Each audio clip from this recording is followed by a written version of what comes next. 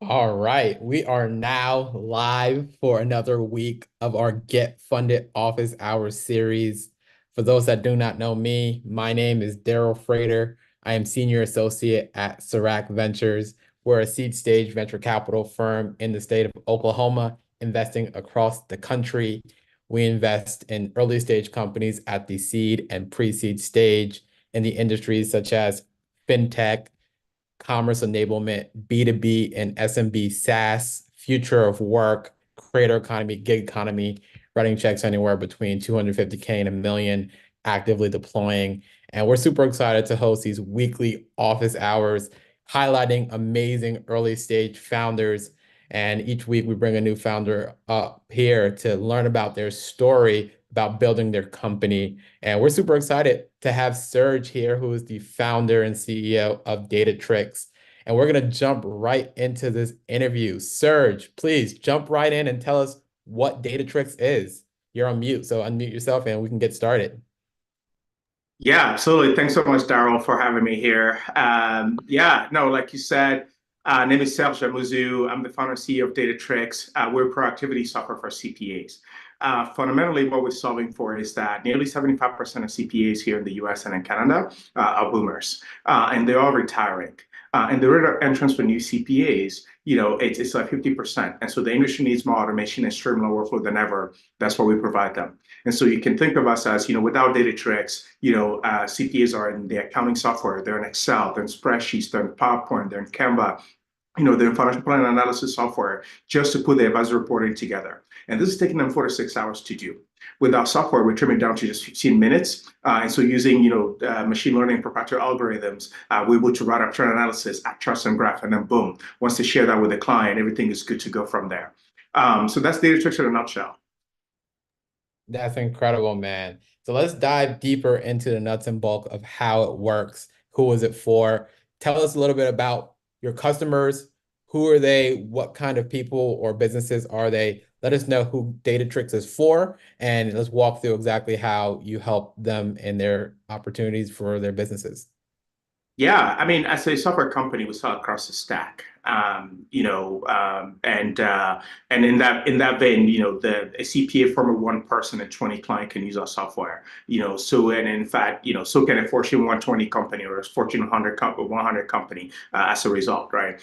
We also have a couple firms that have, say for example, 800 clients, right? 1,000 clients, some even 500 clients, and so. This gives us an opportunity to serve a variety of clients as a result. And of course, the more clients they have, the better for us, as we can actually help them reduce the time it takes to get these advisory report done for them as a result. That's good. I would love to dive deeper into that. So tell me a little bit about the experience that your clients were facing or kind of how they did that kind of work before they found you and Datatrix. Yeah, no, as I mentioned, right, before Datatrix, they're in the accounting software, they're in Excel, they're in PowerPoint, they're in spreadsheets, and financial analysis software just to put their advisory reporting together. So they have to go through, a multitude of different software just to compile the data. And then, they're back in spreadsheets and say, okay, look, we want to choose this data set. Let's create this chart here. And then after that, they have to go now write up this trend analysis about how the business is performing in terms of what do the numbers mean for the client, right? And then once they do all of that, they need to, put it together a PowerPoint presentation, save that into a PDF, email that over to the client. And whenever there's a change, they need to go back and do all of that process again just to get the final version out to the client. And let's say the client needs to quickly have access to some updated information. They have to around the CPAs like, hey, look, can we get this latest for our board meeting and things of that nature? And oftentimes, they're very late in delivering those and getting those deliverable out to those clients. And so again, it's an incredibly time-consuming process as a result. And that's when we come in and, essentially within one platform, they're able to write up an analysis, right? For example, if a client is serving a public company, right? They're oftentimes required to have something called management discussion analysis, right? And in that process, this is something that takes minimum 10 hours to put together. right? Now with our software, our clients can go in there, get that done in a matter of like seconds, right? In minutes. They can have their management discussion analysis done for their clients as a result. They can add visualizations. And then, again, next thing you know, all they have to do is just share that with the client. And when the client logs into our platform, they can see exactly what the CPA has prepared for them, right? And whenever anything changes in the accounting software, right? It's incredibly dynamic. All that will instantly just pop up. The client can see it, and everything is just streamlined across the board. Wow, that's incredible. So you're serving CPAs, bookkeepers, accounting firms, and prior to using Datatrixs, these individuals at these organizations were taking up to 10 hours to generate these reports. And now they're able to get them out to their clients in seconds, minutes, just Yeah. to be able to, streamline that process. That's incredible. What does that do for an organization to be able to save that much time and allowing them to be able to get those things out quicker to their clients? Absolutely. I mean, this allows our CPA clients to scale tremendously, right?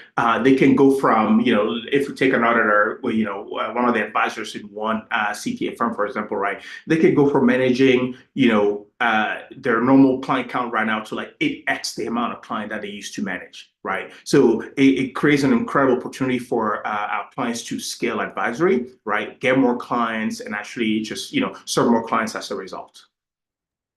That's incredible. Being able to 8x their service business could really be life-changing for a small CPA or even a large firm that's looking to scale into that next stage of growth.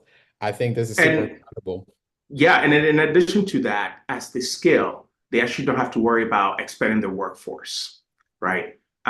Because we're using AI and machine learning and the power of technology to help them handle more clients than they normally are able to do now as a result.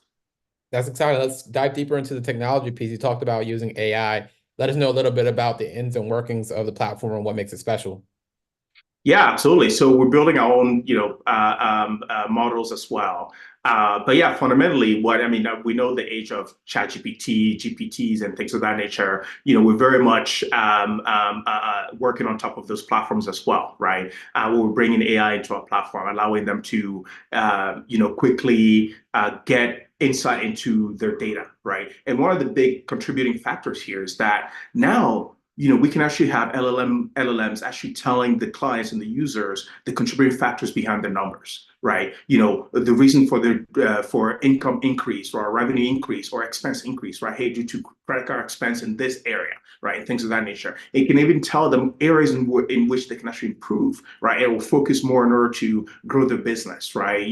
Get into the black, increase the balance sheet and things of that nature as a result.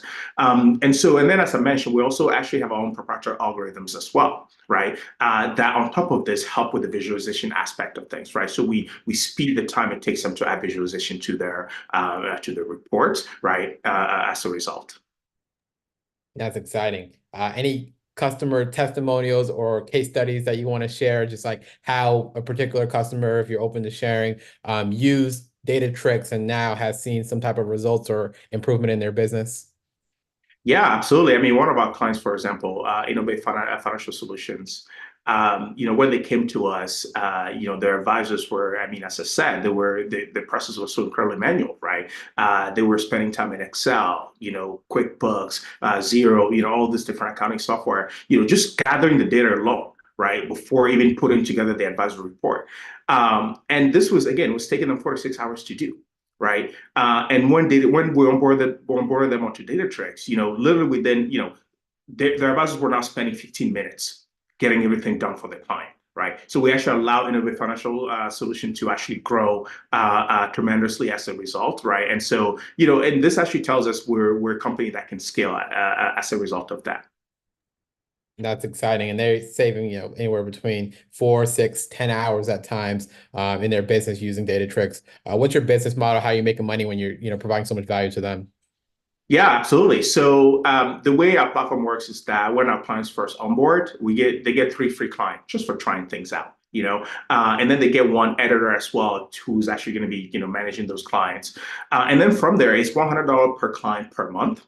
And then it's also $100 per editor per month as a result from there. So it allows us to scale tremendously. It allows our clients to have, derive tremendous value from our platform as well. That's wonderful. So three free clients. Then after that, $100 per month per client. And I think that's super fair. Accounting firms, CPAs, they got money to be able to spend that, especially if you are showing them a huge ROI in that spend. It makes a lot of sense why people will want to get access to this and be able to use it to grow their CPA business. Would love to hear kind of where you're at in terms of like traction, etc. You do have active customers. Where are you in regards to just traction? We have a lot of investors, founders, other people that listen to this. We'd love to hear just some success stories of where you're at with traction.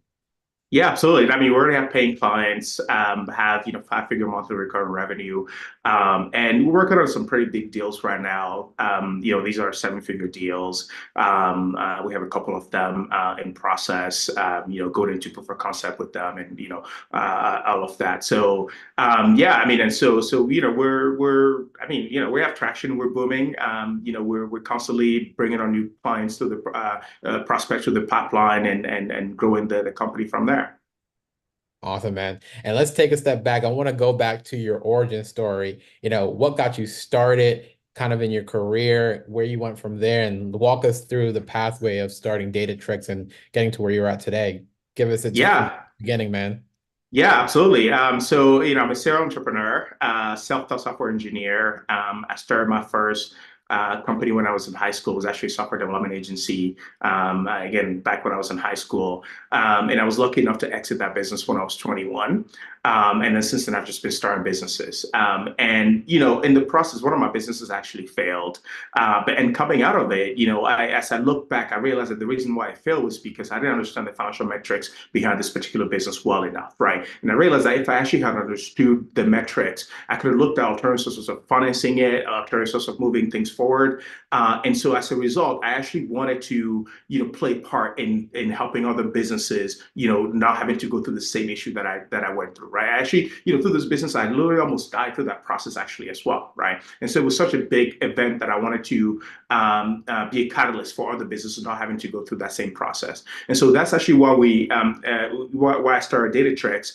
And initially, we actually started as a financial planning and analysis software, right? To help business forecast and financial things of that nature. But one thing we've observed was that no matter how beautifully you make financial metrics available to business owners, they don't know how to manipulate the data, right? But we saw that they were all turning to the CPAs for this advisory reporting that they needed, right? But that process for the CPAs to get the advisory reporting done, was just so incredibly, time consuming as a result. So we saw that by actually solving this pain point for CPAs, we can actually help carry our mission forward, right? Of helping businesses thrive by helping them understand the financials by serving the CPAs. And so that's when we actually pivoted to what Datatrixs is now as a result. That's super exciting and congrats, man. Not many people can say that they exited a startup at age of 21, man. That's impressive. I'm sure you learned a lot, both from the success and from the failures, man. Oh What yeah, would you absolutely. say one of your biggest takeaways from both the success and the failing of a different business? My biggest takeaways from both the success and the failing. This is a great question. I think not one, each business is not built the same, right? And so this is again, I mean, my entire professional career has just been building businesses, right? And, one is never easier than the other, is what I've observed, right? And I think having exited, I think that was pure luck, right? That was pure luck.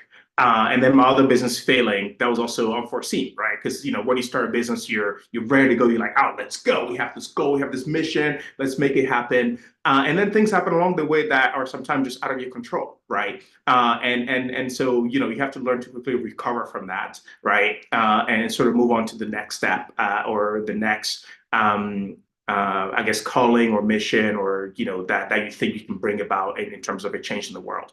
And so yeah, it's never a one size fits all when you're starting a business. Each business has its own challenges, and you have to be adaptable. You have to be someone who learns quickly to be able to navigate in different environments. So, for example, Datatrix is my first, I would say, first true software company. right, that I've started. I say, one of my previous business was hardware and software, so that's very different, right?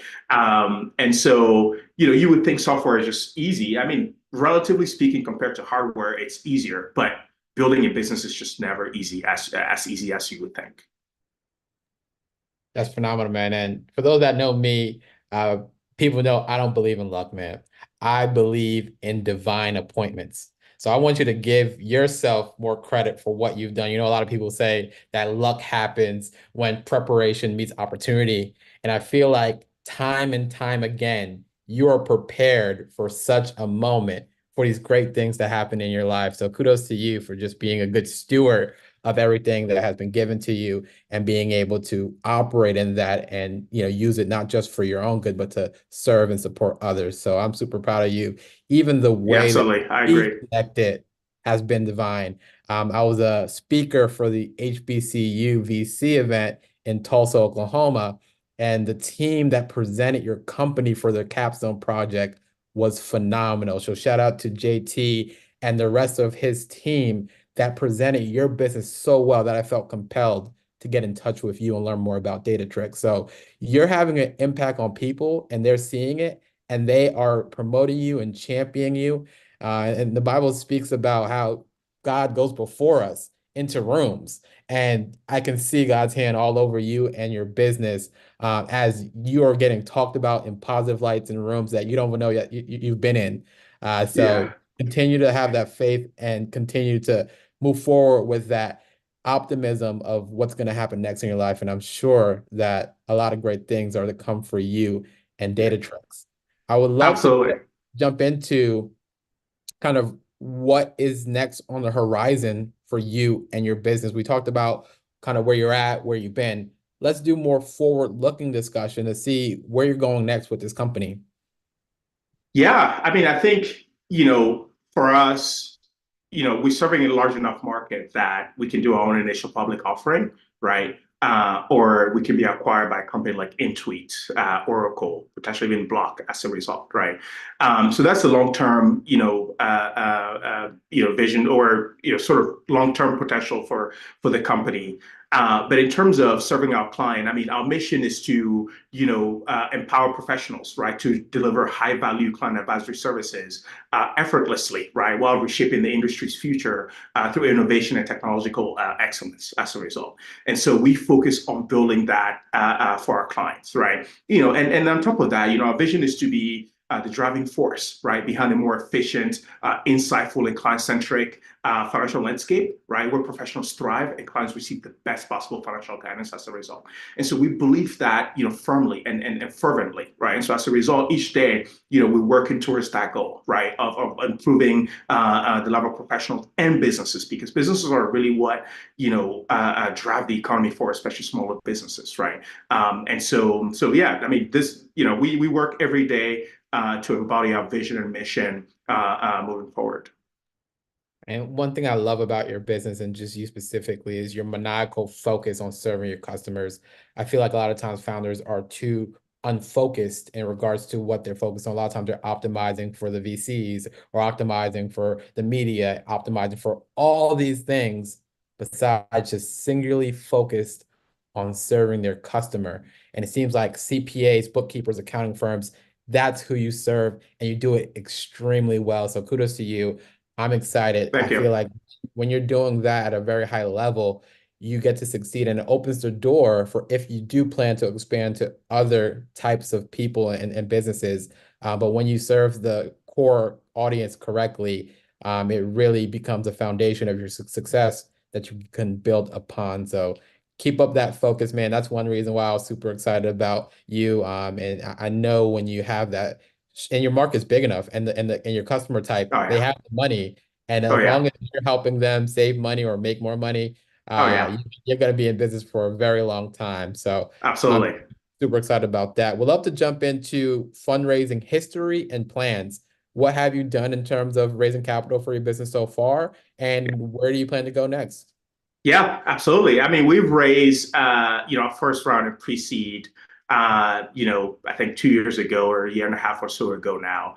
And so that's helped us to get to where we're at now.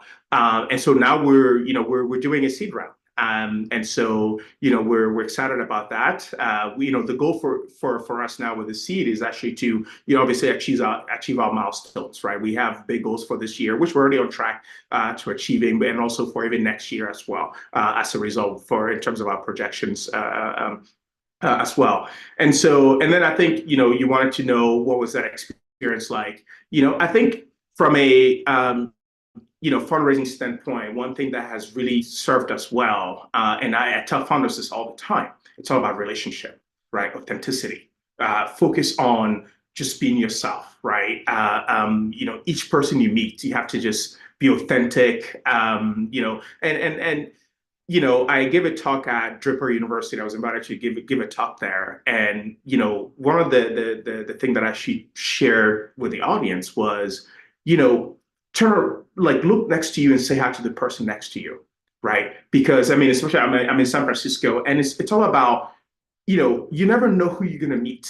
So whenever you meet people, don't discount them. Always be your true authentic self, and don't meet people with expectations in mind, right? Just be you. And I think that has been incredibly helpful in our fundraising. When we did our pre-seed, as a result. So that was part of the experience of that round. That's incredible. Super great advice. I'm actually reading a book right now called Leadership by the Good Book. It's by a man that was the owner and CEO of Worldwide Technologies.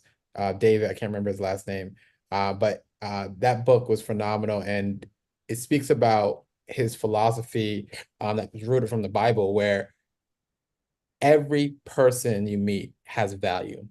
So Yeah, don't discredit anyone you meet. Treat everyone with respect, serve people, and don't only interact with people that you think you can get something from.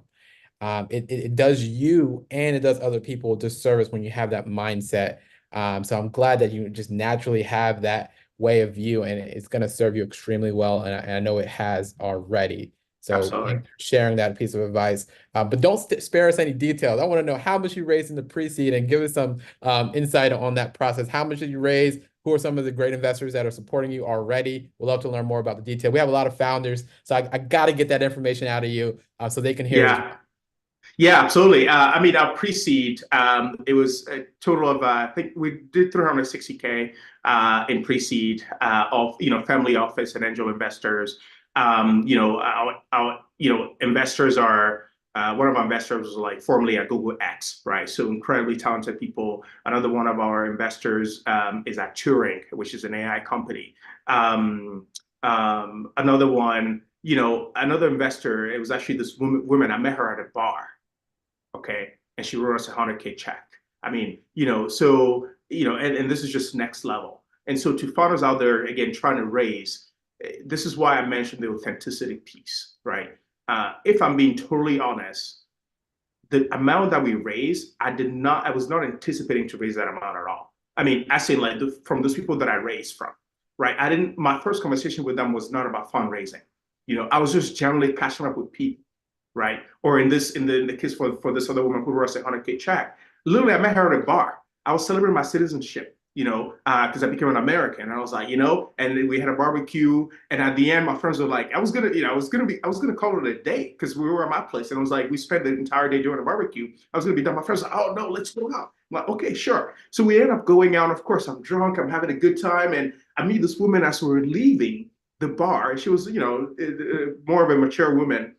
And we are having a conversation. She learned that I was from Togo. She's traveled to Togo. Next thing you know, we stayed in touch. She invited me to the opera, which I couldn't make for whatever reason. And then later on, I saw her in my neighborhood, and I was just like, let's add a dinner to the calendar right now, right? And next thing you know, we're having dinner. We ended up having lunch. But something amazing happened, and this is something that I strongly advise every single founder: send out investor updates. So something amazing happened in the sense that the week before I was going to meet up with this lady to get lunch, we had just closed 200K from a family office, right? Again, I was just catching up with this guy. And next thing you know, they're committing and investing in our company, right? And it was the first time I really raised venture capital, right? And I was just so elated. I was like, oh my God, this is amazing. This is phenomenal. And I'm like, I gotta let everybody know, so immediately. And so the thing is, as I was playing lunch with this lady, so I followed up with her the following week. I was like, oh, hey, are we still down for dinner? She's like, oh, hey, actually, you know what? I'm no longer going to be in your neighborhood. Why don't you schlep over to my neighborhood and I'll get you lunch? And here's my email, right? And so as a result, we took it from Facebook, chatting on Facebook to email. And as a result of that, she fell into my CRM. So when I sent out the updates, I think we're going to have lunch on a Wednesday or Tuesday. And I sent out the update on a Monday because she fell into my CRM. She ended up reading the update that we just closed, 200K in investment, and da da da. And so as we're having lunch, she's like, "Oh yeah, I didn't know you were raising." I'm like, "Yeah, yeah." And but again, I didn't know. Again, I just met this woman at a bar. I didn't know any other detail about her. And as we kept having lunch, next thing you know, again, I was just enthusiastically sharing everything about my company, right? Next thing you know, she's like, "Well, I want to invest." And at that point, I was like, okay, well, this conversation just took a turn it just took a different turn. And as she mentioned that, I just thought, well, okay, to me, it was like, okay, well, lunch is happening. But I'm like, at this point, I now need to understand, has she invested before, right? Like, does she know, like, is this something she's done before? And I asked her, she's like, yeah, I invested back in like the 90s and like, I put 75K into that company, and ended up not doing all that well. So I'm like, okay, to me, it was just mental. And I'm like, all right, that's cool. And as we kept going, she's like, oh, you know what? Sorry, I lied. And she's like, oh, this is actually going to tell you how much money I have now. And she, I didn't even ask her if I could share the story, but I think it's just important for founders to know, right, in terms of being authentic, right? But anyways, so she goes, oh, this is going to tell you how much money I have. And she told me that the woman I met her with, that she invested 200K in that woman's company. To me, it was just another mental. And I was like, okay, cool. And as long as kept going, I was like, well, if you're comfortable investing 200K into that company, are you comfortable investing 200K in our company? Right. And she's like, well, I have to see if I want to lose that money. Da, da, da. So I'm like, well, okay, why don't you start with maybe half of it? And of course, you can, double down later. She's like, yeah, sure, absolutely. And that was it, right? Within the next day, she signed the document. The following week, that was our place to pick up the check, right? So those were part of the stories. And another investor, in this case, I actually met him in a hot tub in our building, right? Great friend of mine. And next thing you know, he became an investor in my company. So, all this to share that that raise happened without me intentionally meeting people to say, hey, I'm raising, da da da, right? It happens so organically and so Wow. authentically. And so I Wow. encourage founders to, yeah, I encourage founders to, continue to just be authentic, right?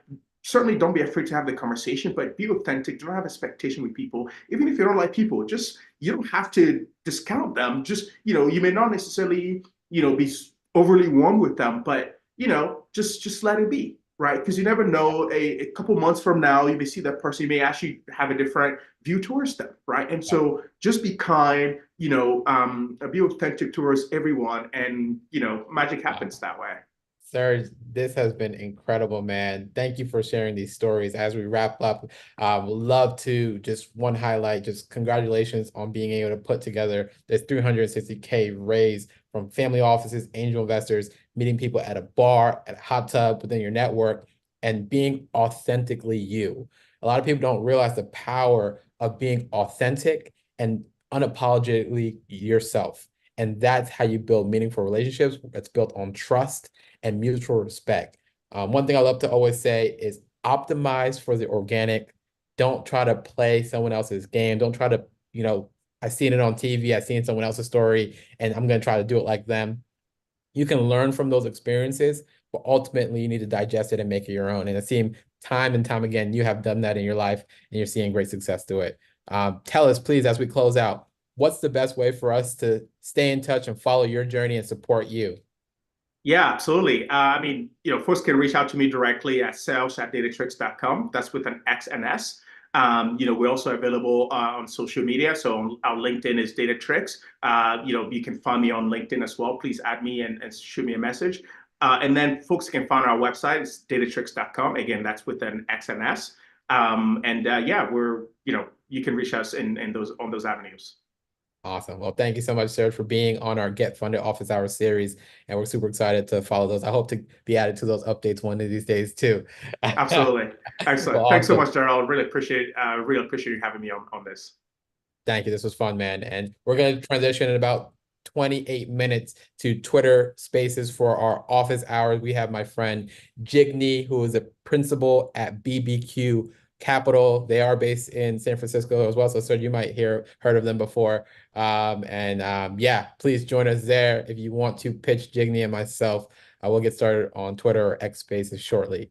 Well, thank you all for joining us today, and we'll see you on Twitter. See ya. Bye-bye.